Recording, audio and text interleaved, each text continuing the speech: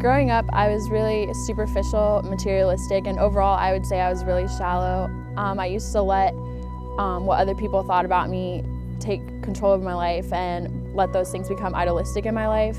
Growing up as a child, I grew up in church and my dad was the pastor of that church for most of my life. But I always seemed to fight my parents on my religion because I thought I could do it on my own without having a set belief. I started to become really depressed as I got older, and I just needed to find something to fill the void in my life.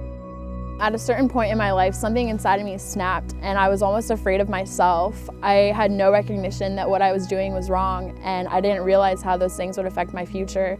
And I knew that I needed to do something before it was too late. So I started attending Grace Brethren in the summer, and honestly, I was looking for anyone to reach out to me, and I was just desperate for help. So I met with one of the youth leaders, and her name is Rachel. And the first time we met, I was so scared because I was about to share my whole life story with a random lady that I'd never met. And I was expecting all of my problems to just magically disappear.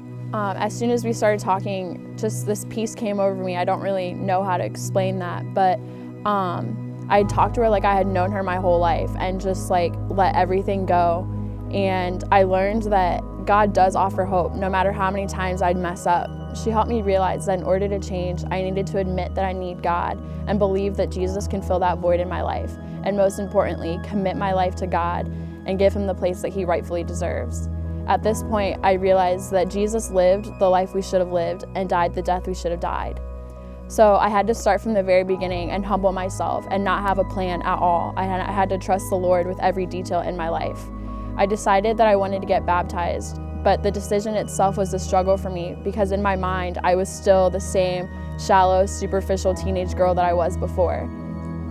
Since I got baptized, my life has turned completely upside down, and nothing turned out the way I expected it to. But I'm not gonna stand here and tell you that the whole thing was easy, because it hasn't. When I started going back to school, none of my friends thought that the changes I'd made over the summer were real.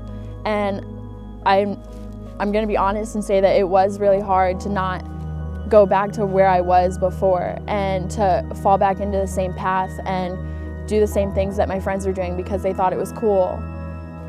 Eventually, I realized that I needed to let some of those friendships go and believe that God was going to bring new people into my life that would be there to help me. I started attending a Grace group, and that really helped me out because there was a bunch of girls my age that were going through the same exact thing, and we all were after the same goal. And maybe this weekend, some of you decided to make the same decision and accept God into your life. And when you go back to school tomorrow, the friends around you, they aren't going to believe that the life change you made this weekend is real. But I want to encourage all of you to live it out regardless of what people have to say, because the plan that God has for each and every one of you is so much better than the plan you had for yourself. My name is Gracie Machado, and because of Christ, I am made new.